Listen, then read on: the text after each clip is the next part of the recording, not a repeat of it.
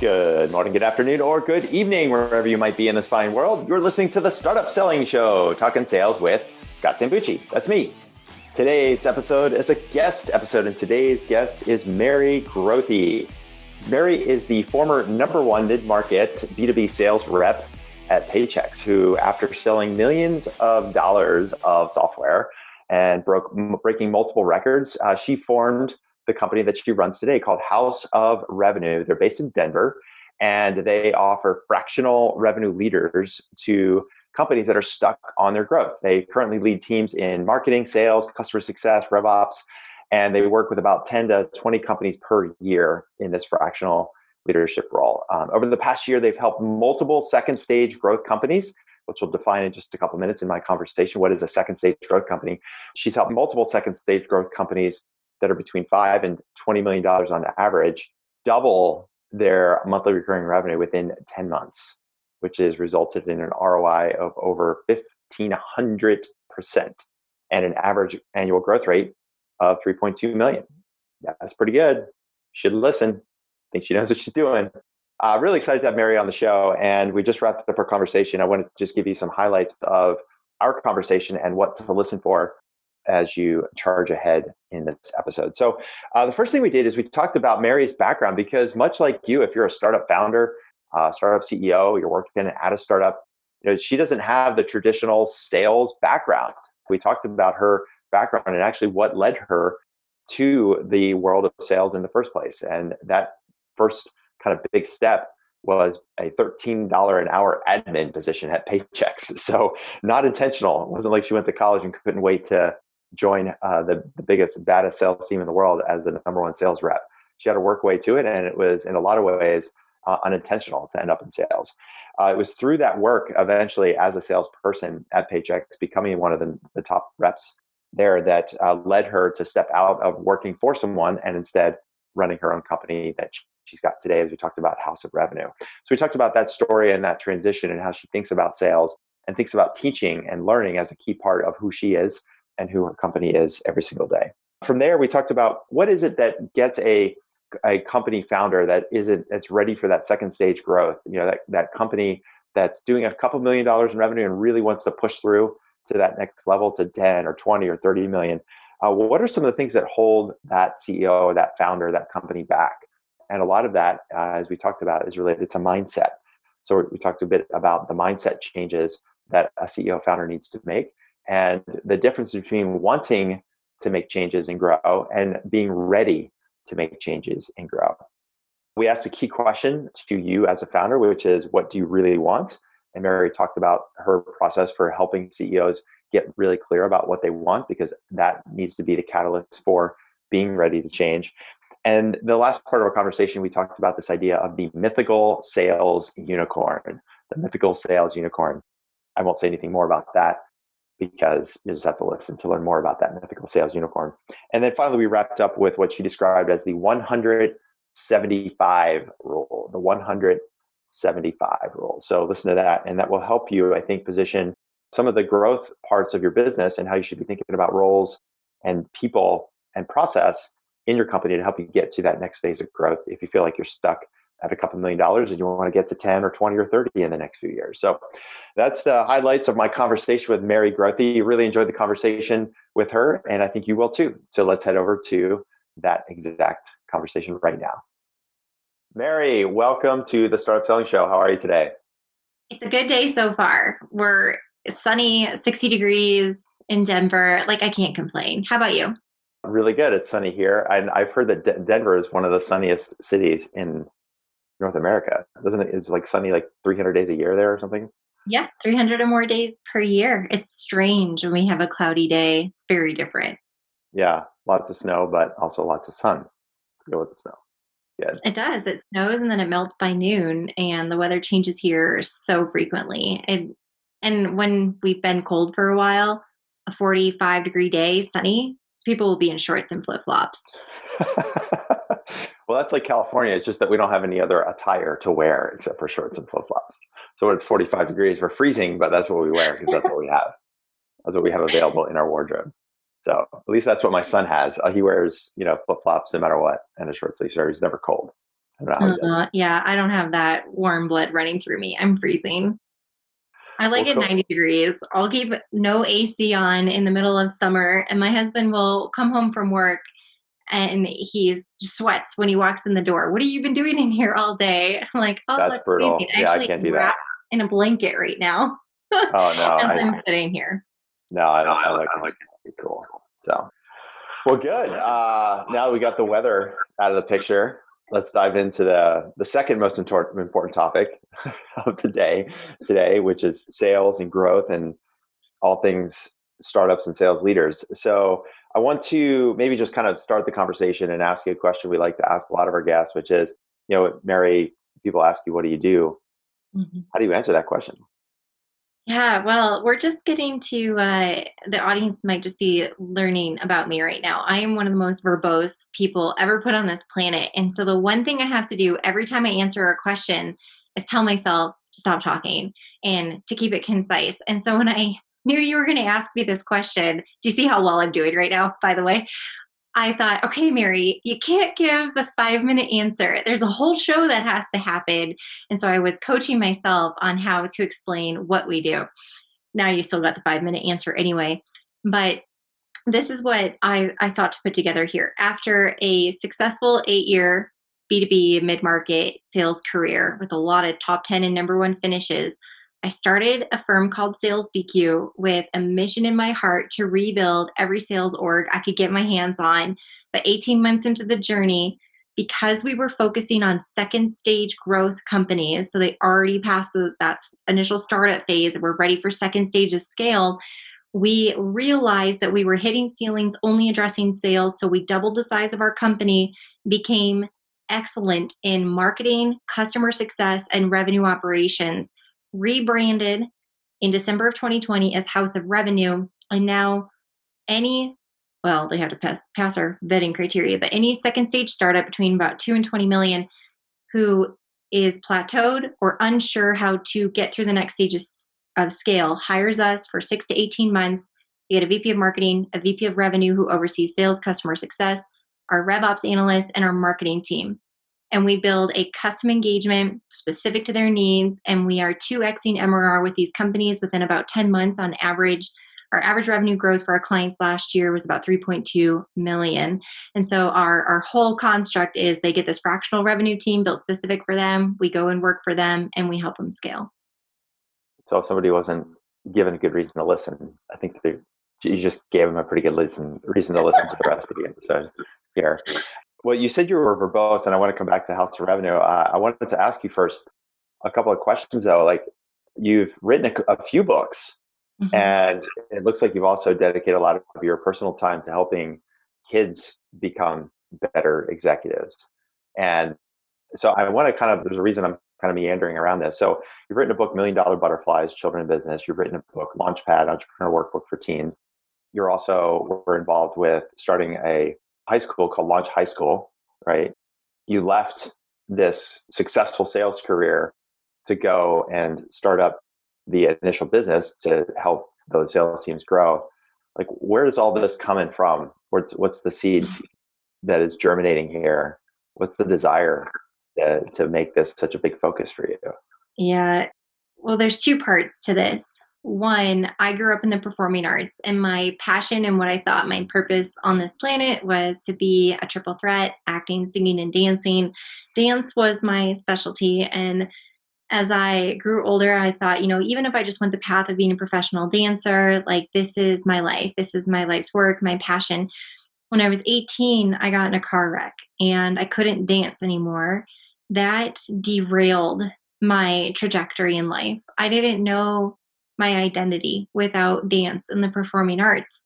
I had to reinvent myself, but it was a very dark and scary time for me. I didn't have anything else to fall back on. My parents ran that performing arts school. My parents also had some challenges. Unfortunately, I grew up in a very abusive family, ridden by alcohol and other forms of abuse. And so I just didn't have an understanding and know-how of anything else that existed in this world other than being in the performing arts. And that was taken away from me. And what fast forward a little bit later. So at 22, I interviewed at Paychex to take an admin position, $13 an hour. I didn't have a college degree. I didn't know anything. They took me on.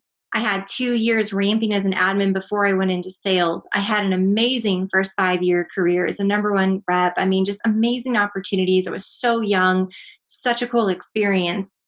When I left in 2011 after 5 years, I started my first company after a short stint scaling a startup. And I'm like, that's fun. I want to do that professionally. So I started my first company. And during that time, when I started working with small business owners and startups to help them get to profitability, I wrote my first book, which was Extreme Business Building from Concept to Profit in 60 Days.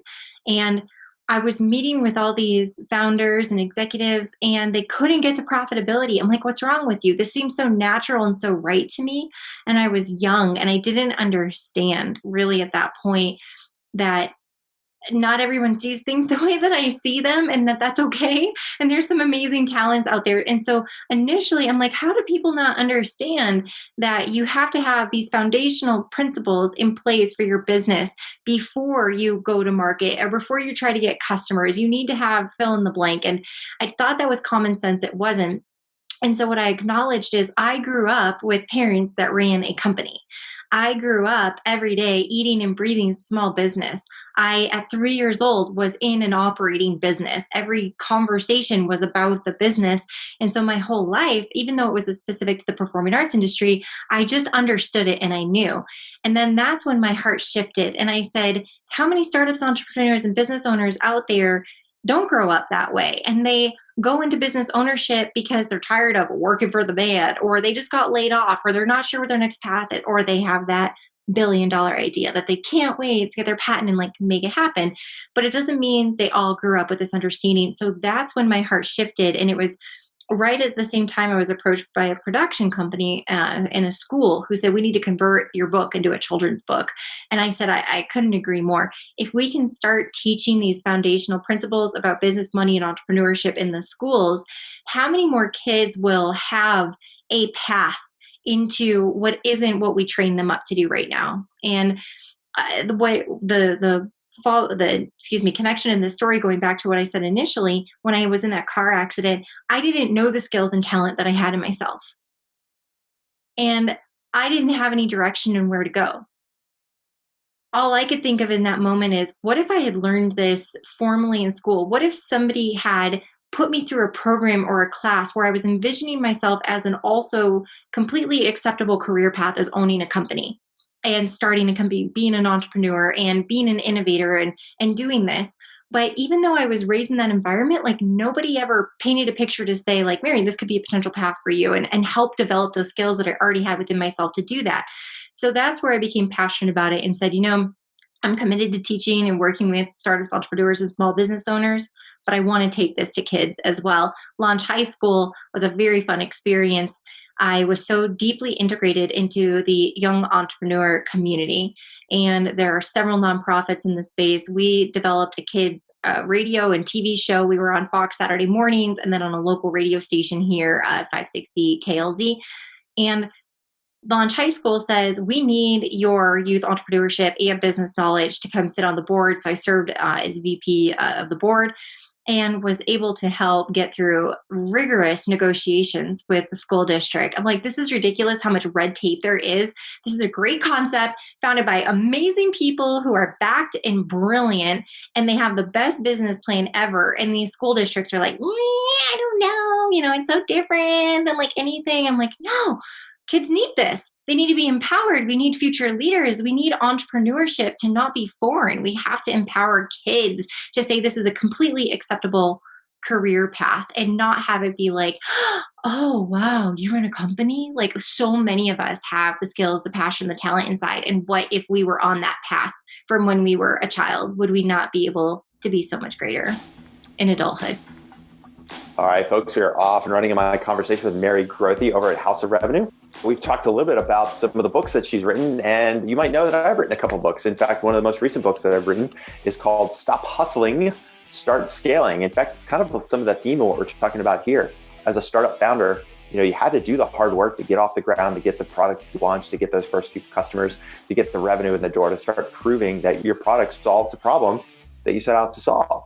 But there's a point in your growth, much like we're talking about in today's episode, where you've got to really break through hustling and hard working and get into a place where you've got some more repeatability and scalability in your sales process if you want to make the impact that you set out to make with your company in the first place. So that's why I wrote this book, Stop Hustling, Start Scaling. And you can grab a free copy, a completely free copy of the book if you want. All you have to do is go over to QualiaSales.com/book. And you just pop in your email address and we will email you a full and complete PDF version of the book. And we'll also give you access to the worksheets and exercises that accompany the book. So as you're working through each chapter of the book and building out your version 1.0 of your sales process, we're actually going to help you along the way by giving you really specific directions on what you should be doing after the end of each chapter. So make sure you, even if you purchase a copy of the book already on Amazon, whether it's a Kindle version or the hard copy, go over to salesquality.com/book and make sure you download the electronic copy so you can get on that list, get access to those worksheets. And then we'll also add you to our email list so we can let you know about all the cool stuff that we've got coming up. Just in the next 6 weeks, we're going to be doing a couple of webinars, doing LinkedIn Lives pretty regularly. We've got a masterclass we're going to be teaching coming up pretty soon. We'll let you know about all of that good stuff on our email list. And the way to get on the email list is to go to salesquality.com/book and download a full and complete free copy of Stop Hustling, Start Scaling. All right, let's get back to my conversation with Mary Grothe. Wow, there's so much there, and I really appreciate that story. I'm glad I asked because like that last, especially like I think about this with my son. My son's 8, he'll be 9 soon.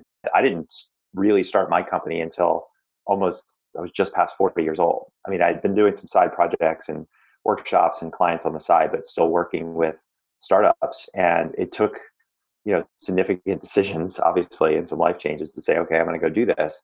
And once I started doing it, I realized it's like, okay, it's hard, but it ain't so bad. And I could have done this 10 years ago.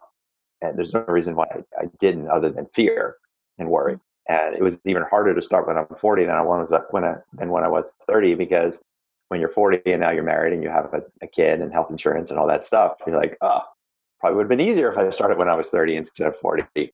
So I really appreciate that you're driving that message home, because you're right. There's, my son doesn't think twice about the fact that I own a business. He just sort of thinks this is normal. So I hope that will give him some opportunity to think about things. Well, that's my son. So my son is 4 and he's obsessed with trains. And he builds the most amazing layouts on our entire first level floor. I gave up my house a long time ago to the trains. And he's incredible. He stands here and he says, "Mommy, here's the vision." And he describes where all the tracks are going to go, where all the switches are and interchanges and the bridges. And then he understands where all the rail lines are in our state. So he can name the city and he knows anyway. So he plans this whole thing out and he tells me on the living room carpet, like, that's Sedalia, that's Colorado Springs. And then he builds it. And again, he's 4 and he built it. And we've invested in his hobby. He has all wooden train replicas of like the real engines that are out on the lines, and all the real tank cars and box cars and hoppers and gondolas and you name it, auto rack. So he has all these trains and he builds all these, and then he runs different lines and he will watch them on YouTube and he stages it and he can recreate everything. And somebody said, "Man, he's going to work for the railroad someday." And that's the problem.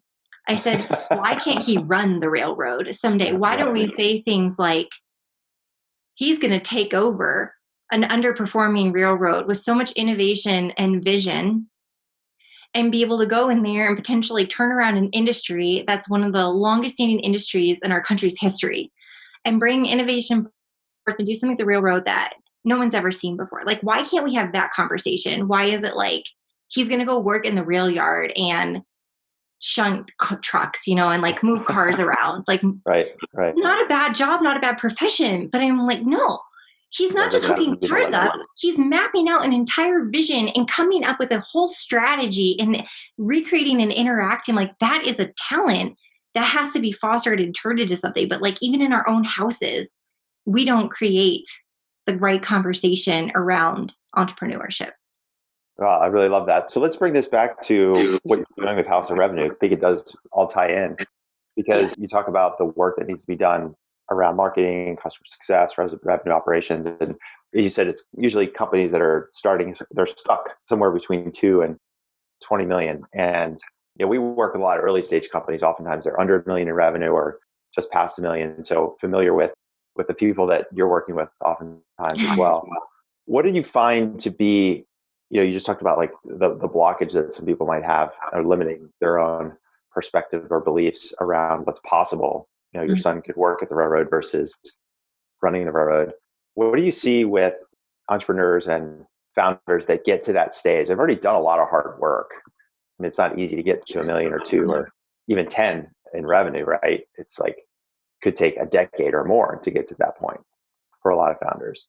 But then they do get stuck at those certain points in their journey. So what is it about those stages that gets them so stuck where they can't see the bigger picture? They can't move past whatever level that they're at. It's so common. We get brought into conversations predominantly through word of mouth referrals, and there's reputations. They're like, great, you're going to fix our revenue problems and you're going to scale our company. And I do these initial interviews with CEOs to find out where they're stuck and what's happening. And more often than not, they're the reason.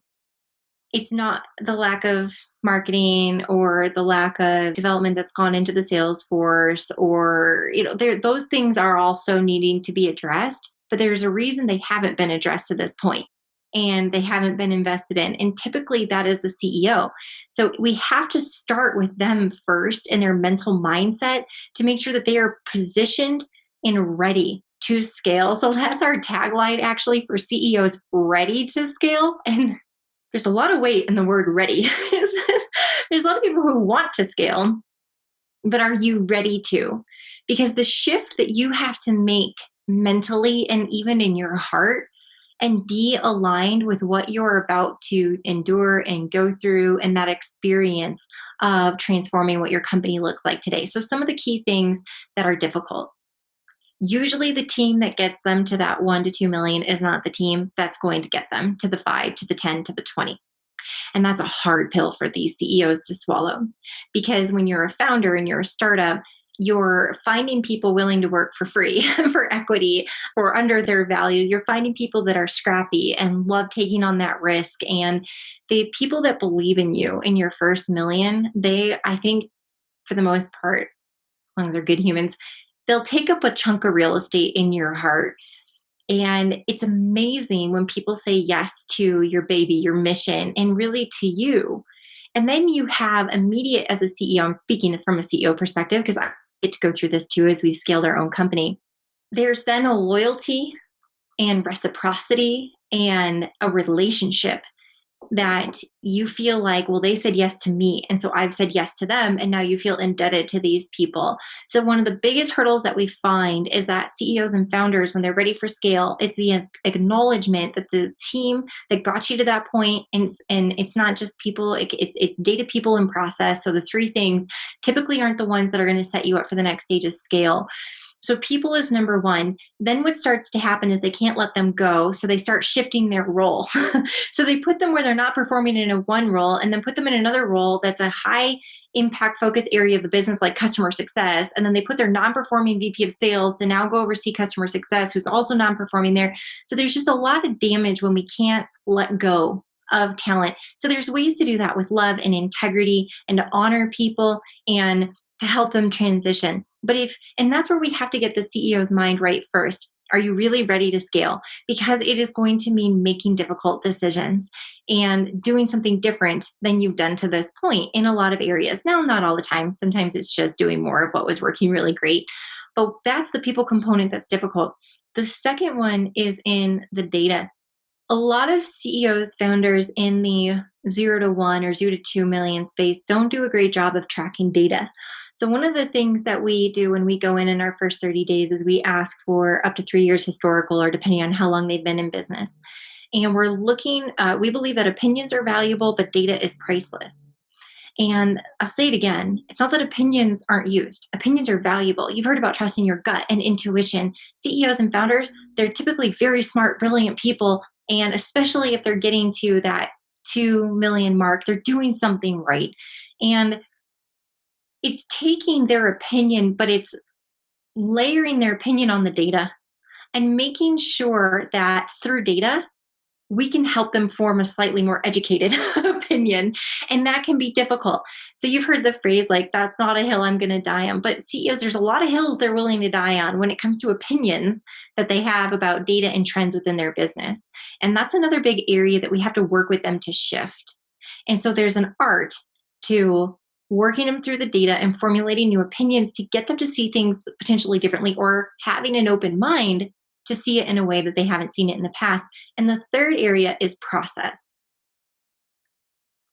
Just because it's the way you've always done it does not mean it's the way you need to do it moving forward. And there's fear in implementing a new process, especially depending on the size of the company. If you bring in a new technology, if you're building out a new CRM or automation, if you are building a new SOP and you're refining the handoff from sales through implementation, and getting intentional about your client experience from sales through implementation into ongoing customer success. If you're implementing a new process, there's a whole book called Who Moved My Cheese, because people don't like having things changed on them. We're creatures of habit. And so adjusting processes within an organization is difficult, because depending on how many people are there, you're going to have a lot of people that you got to shift and change and move, and user adoption to that new process is going to be key. And so typically CEOs have aversion to wanting to rock the boat or to do massive changeovers, even if it's what needs to happen in order to get them to the next level. So just putting a bow on that, where we find most CEOs get in their own way when they're ready for that second stage of scale is really just the overarching, what got you to this point may or may not be what's going to get you to the next point. And they have to mentally and emotionally be ready to make difficult decisions around people, around the way that they view their data, interpret it, and allow it to influence their opinions. And then lastly, in processes, and be willing to get a little messy and clunky and make some key changes so that they can be set up for the future. Yeah, that's a really great. I love the model of data, people, and process that you just described, and it's this idea of ready. My wife she's an economist. She's a PhD economist, but she's also a flight instructor. She teaches people how to fly airplanes. And in her flight instruction, as she was learning to be an instructor, one of the most important lessons that she learned is what they call the principle of readiness. So a learner has to be ready to learn before they're willing to learn. And so you can take somebody up on an airplane and teach them the same maneuver 20 times, but they're not willing to be ready to learn how to prevent a stall or how to land the plane, or pour through all the regulations and memorize. They're just not going to. And you have no control over that as an instructor. You can talk about inspiration and motivation and trying to gamify the system and all those things, but at the end of the day, it's up to the learner that need to be ready to learn. And in this case, it's the CEO that needs to be ready to make that step. Yeah, that's exactly right. Otherwise, it's going to fall flat. And people ask us, they're like, have you ever had an engagement that didn't work out? I'm like, yeah, early days, our success rate wasn't anywhere near where I wanted it to be. But I was maturing and growing and learning. And I didn't know how to have this conversation with these executives. I was just thankful they said yes to working with us. And we were so focused on doing right by them and performing that we were missing this key step where we needed to be emotionally connected with them and invested and aligned on the same mission at all costs to succeed. And our work is so vitally different now. And last year we had 9 full service engagements, and all 9, we were 100%, all 9 scaled. And it's because I believe of the emotional connection and the intent. We shifted our mentality, and it sounds so like kumbaya and weird, but it's so real. Our core values, like, we have to love our CEOs before we scale their companies. And to dig into it further without being verbose, that first core value is we have to love ourselves as individuals first. We have to be good to ourselves. We have to take care of ourselves. We have to be kind to ourselves. We have to eat healthy. We have to rest. We have to learn. We have to be connected with our families, priorities straight. We have to be good before we can be good for others. And then the next extension of that is being great for our team. We do very high impact work, and we employ brilliant people who work with high urgency, and we are running a million miles a minute. But with that, we have to be each other's support network first and be available. Then we are there to serve and love our CEOs. And if we can't create that initial connection out of the gate to be so mutually aligned on what it is going to take to get them there. Once we earn that, the scale will happen. And we had to learn that the tough way. And then it's scale second and third is succeed always, in case anyone was curious what the third value was. Succeed always. with the performance Yes. built in. So if let's say I'm listening to this and I'm a CEO, or even if I'm a salesperson, right, and I want to take myself to the next level, or I'm a CEO, I've been running a company for 4 years, 5 years, and we've done some of the hard work. We got to 1 million in revenue, we got to 5 million in revenue, but it seems like things have flattened out. And I could blame COVID, I could blame economics, I could blame a lot of different market shift. But maybe, just maybe inside my head, there's that voice. It's like, maybe it's me. Maybe it's something I need to make a change on. What would you like? What's the kind of mental checklist that you might challenge somebody on to say, like, are you willing to do these three things? Because if the answer is no, that's okay. It just means you're not quite ready. Or the opposite of, if you do check these three boxes, then it's time. You just need to take that step. Yeah. Is there some kind of framework that you use to help people determine the difference between wanting to make a change versus being ready to make a change? Yeah. Yeah. Step number one, what do you want? Mm. And it's unbelievable that that is a hard question for a lot of CEOs in that position, especially if they're like fourth or fifth year and they've plateaued and they're just throwing thousands of dollars at everything to try to say, well, this year we invested in marketing. Last year we brought in a new sales methodology. And this coming year we have it on the docket to upgrade our CRM. And then it's like, what are you doing? Oh, well, we got a new CRO. Great. How's that going? Like, what change has been impacted in the organization? What have they brought forth? What's shifted? And so sometimes those are all great things, but the point I'm making here is, what do you actually want? Because where there's a will, there's a way. And there's a lot to the reasons why you're not growing. So if there's something in your belief system or in your inner core being that is holding the company back, let me elaborate. Do you actually want the life of a scaling CEO to get to the outcome of a scaling CEO? Or do you want life the way you have it now and the outcome, but without going through the work and the process and transforming into that future CEO? And it's okay to say that you don't want that scale.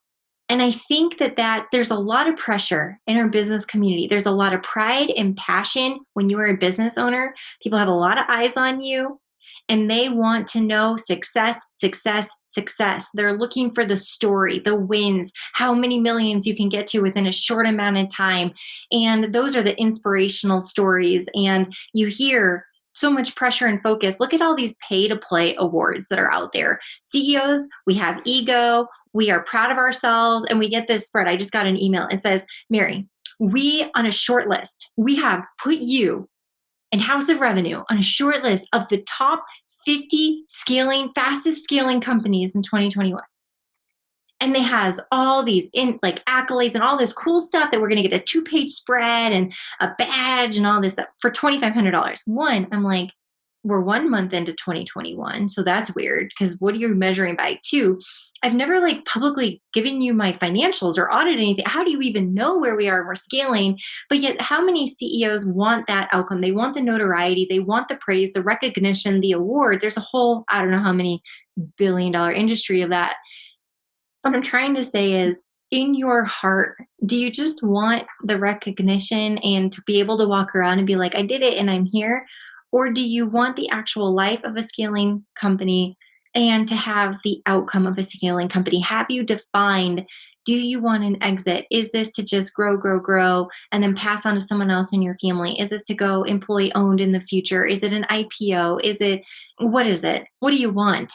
And I think that initial question, there's probably more to the reason as to why you're not scaling and why you're not growing and why you're in the revenue plateau. And it goes back to initially what we spoke about at the beginning of this is you have, where there's a will, there's a way. So if it really was that big of a goal and a commitment and something you wanted to achieve, you probably would have done it by now. So what we often find is there are things getting in the way of them actually doing it, and it starts on the inside. So do you want it is step number one. What do you want?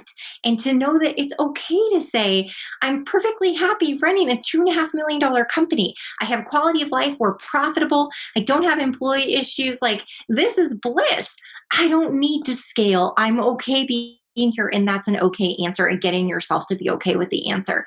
But if you can truly say, this is what I want, then I think the most critical step is to map out the process, because a lot of founder CEOs don't work well in the world of gray. We're very black and white. We want to have defined pathway.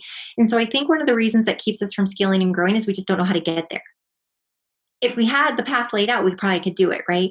So I think the next big step is to understand your current state, the desired future state, and to very clearly identify the strategy and the tactical execution plan to get between your current state and desired future state. That's work that we specialize in. A lot of our clients will say they just don't know how to get to the next point, and we don't either. We have to go through the exercise, and in the first 30 days we show them the pathway and say, is this what you're on board for? And we sign the scope, and we go for it, and we make it happen. But I think that's another blocker, is that if they knew how to get there, they probably get there by now. So they don't. And so it's just working through the way to get the path. And so do you want it? And then if the answer is truly yes, having the clear defined path, those two things are very freeing to set them up for that next stage. Yeah, it's interesting because I can imagine, I'm just sort of putting myself in, like, as a listener, and hearing you talk about, like, what do you want, and are you clear about what that future state looks like? Do you really want to scale? And I think it's important for people to as you're listening to this, just acknowledge that, if you don't know exactly what you want, it might not be necessarily a bad thing. It's just that, like, I know working with startups, like, they start the company with the big vision. That's why you start in the first place. You want to solve a big problem. You want to make a big impact. And then the only way to do that is to then go heads down. We even use that as the phrase, like, you got to get heads down, and you just have to, like, grind it out, get the company off the ground, get the product out there, get your customers, get some revenue. And that is a process where you are heads down for sometimes years. Mm-hmm. And you get so used to being heads down that you're, like, kind of walking hunched over.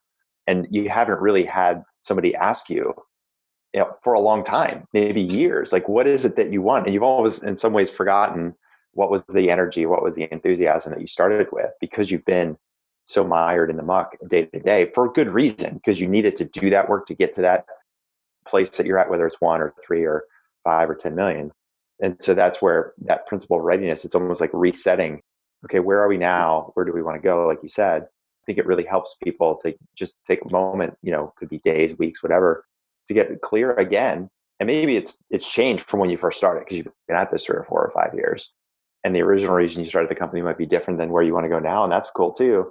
But if you don't even know what the direction is, then how could you be ready to withstand the difficult decisions that you talked about, trying to figure out what exactly are, like, going through the machination of getting the metrics, like you talked about, all those other things are going to go into change. There's no real reason to do it, and you're not going to. No, so, you're not. I love that. So, well, then I appreciate you sharing that sort of idea of being ready and how that's so important.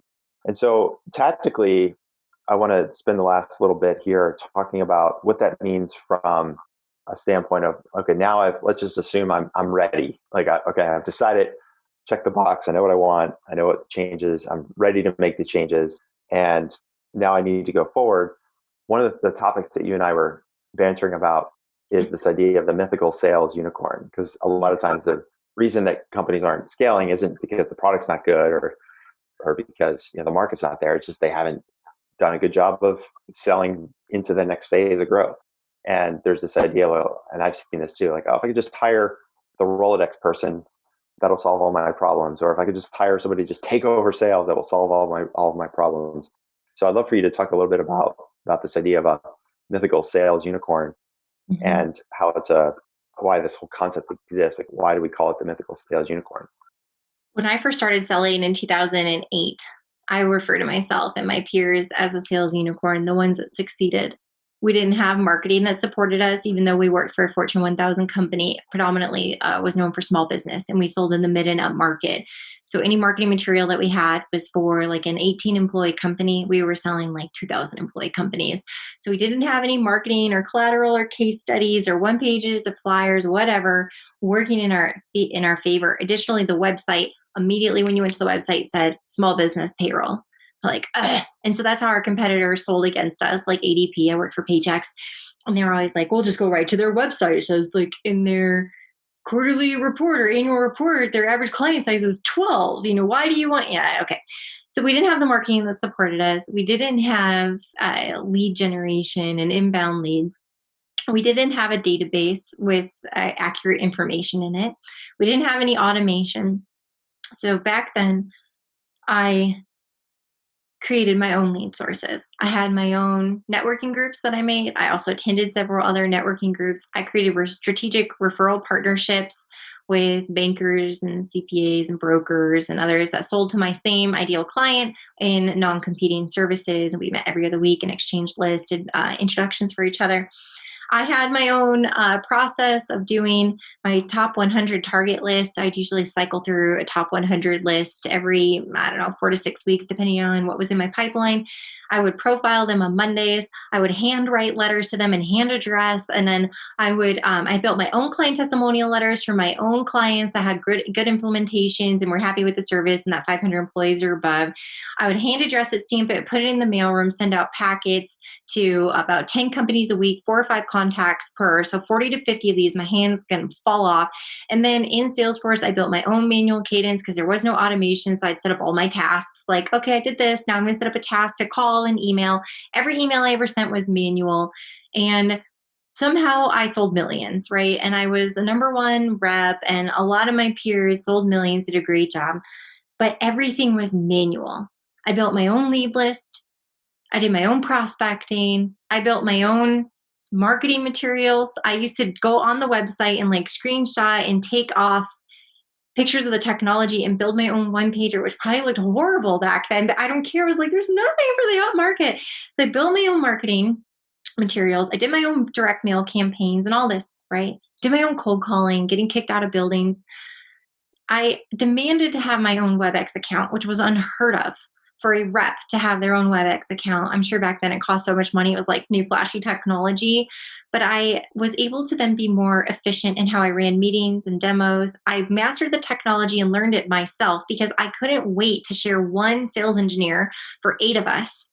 And so I just learned it and learned how to demo on my own. These are the qualities of a sales unicorn. This is somebody who figured it out, did it all themselves, managed somehow to not only hit quota, but exceed quota, and had that fire, grit, and passion that I never had a plan B.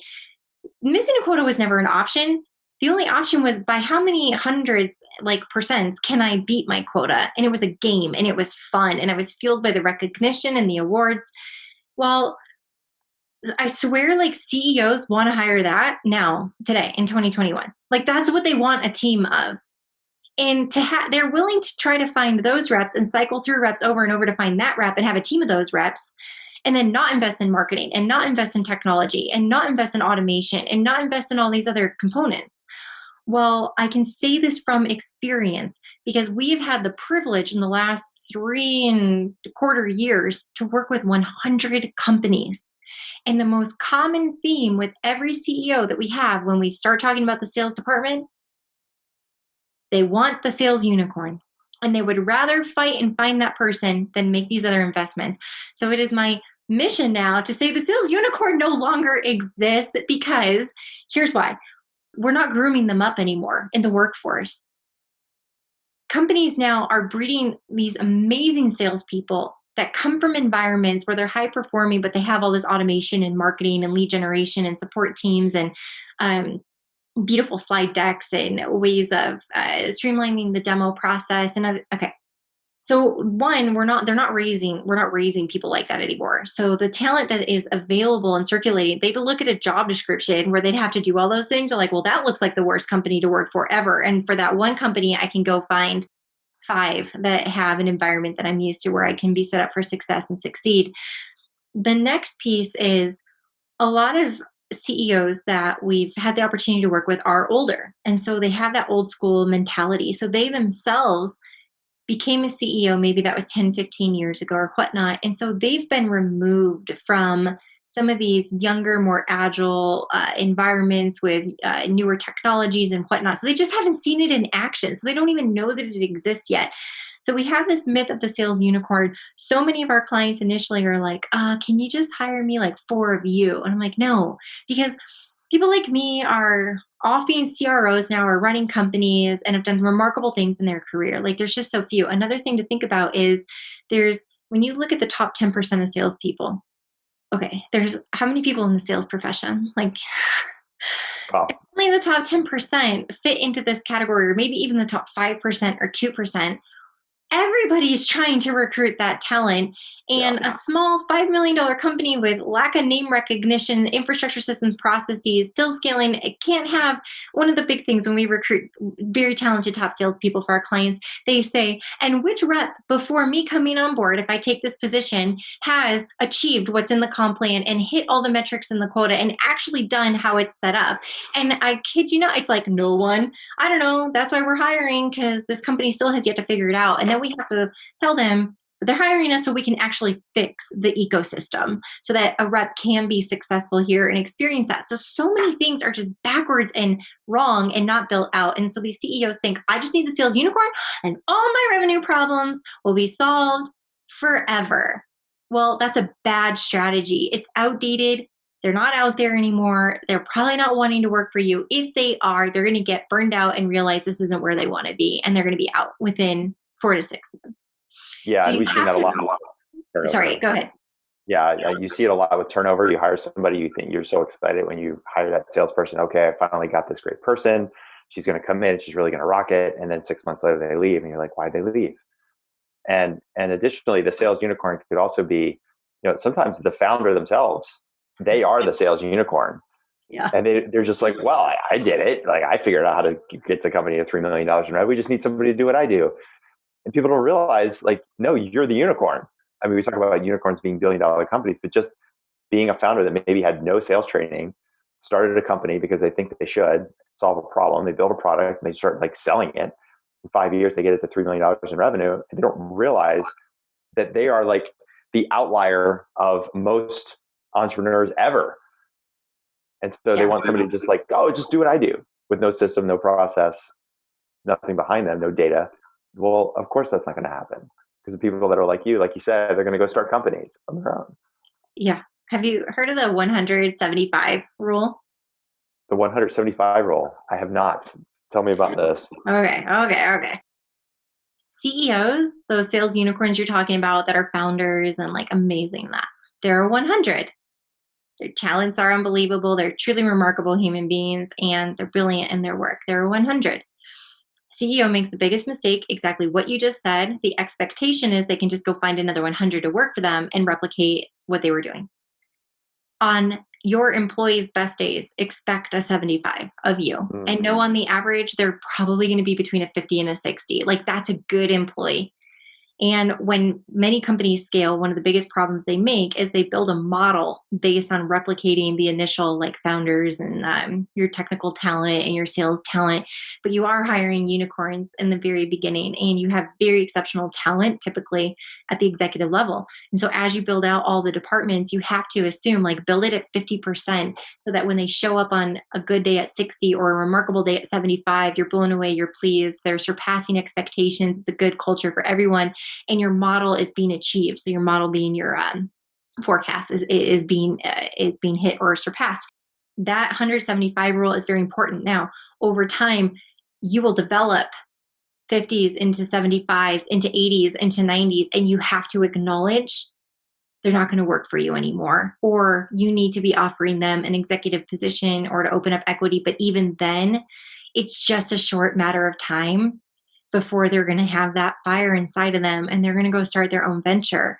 And this is a big shift that I help CEOs. And I don't know if this will be surprising to you or if you already know this, but there's a lot of CEOs that have brilliant talent and they won't allow their talent to know how good they are. And I've heard CEOs say that they purposefully have an environment where they won't let their people know how good they are in an effort to keep that fire burning inside of their, like the pit of their stomach, to get peak performance. Because as soon as they start to realize and believe and know how good they are, they may leave them. I think that is, I'm going to use the word disgusting. I think it's disgusting. And yet it's very common. And I know on our team, I tell my my team all the time, I am not a fool. Your time here will be short. I hope it's long, but it may be short. You are unbelievable talent. You're here for a reason. You've been handpicked for this role. I believe in you. I will do everything to pour into you, coach, mentor, develop. They all have learning and development stipends. We have that type of culture. We just want everybody to be a better version of themselves every day. And every time we have a one-on-one, which is weekly, we're talking about career progression and where they're going to go and desires of their heart, because I should just be a chapter in their life. They're not going to work for me forever. And I know that. But if I can create an environment where they can look back and say, you know what?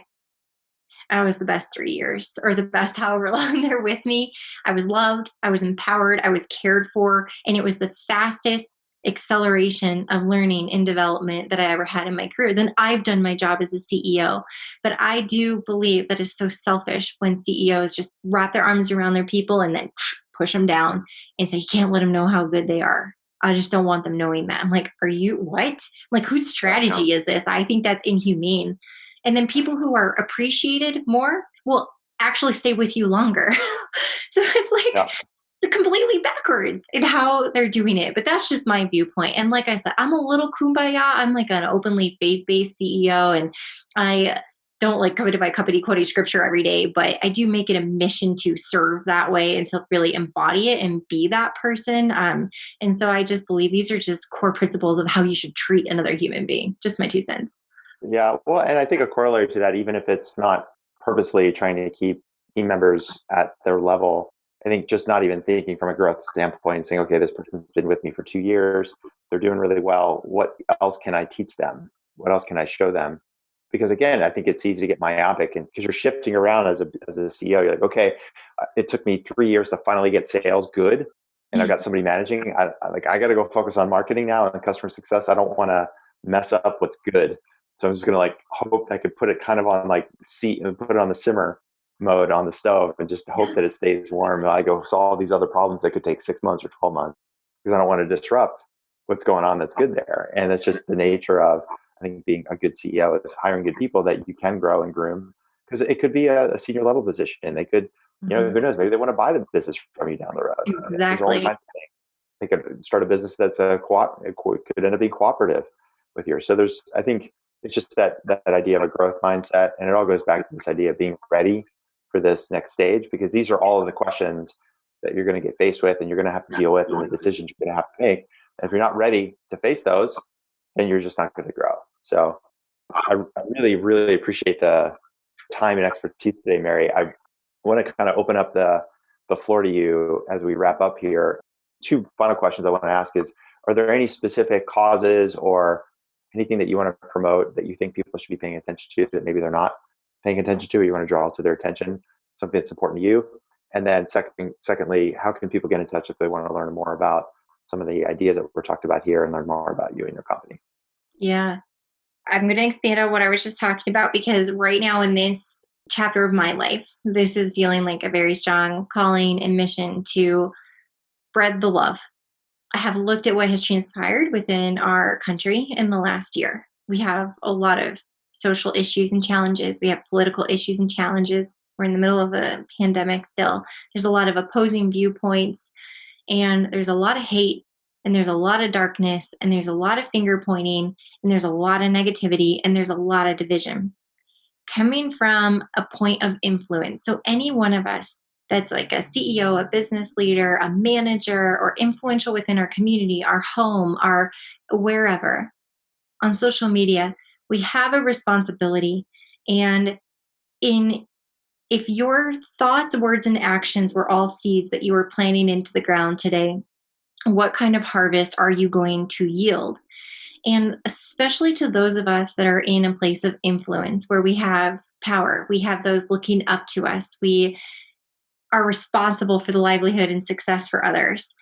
That's a responsibility that I believe if people can tap into that space in this year, right now, and ask themselves and genuinely evaluate themselves, the people that they have direct influence over and responsibility for, are those people's lives better because you're in it?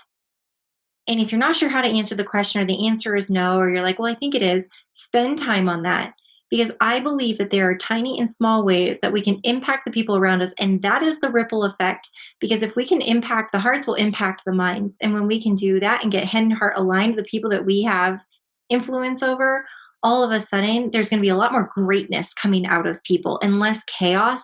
And I feel like it's the only way that we can heal what we're currently in right now. And it has to start with us. And so take that responsibility internally and be the ripple effect for that, and allow, okay, everybody, kumbaya, like allow love to actually grow in this time of division and conflict.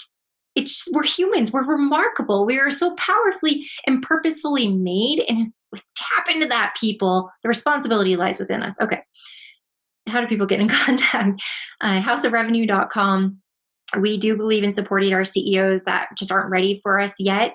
We have a lot of downloads and tools and templates that you can use. We're happy to guide you in those conversations.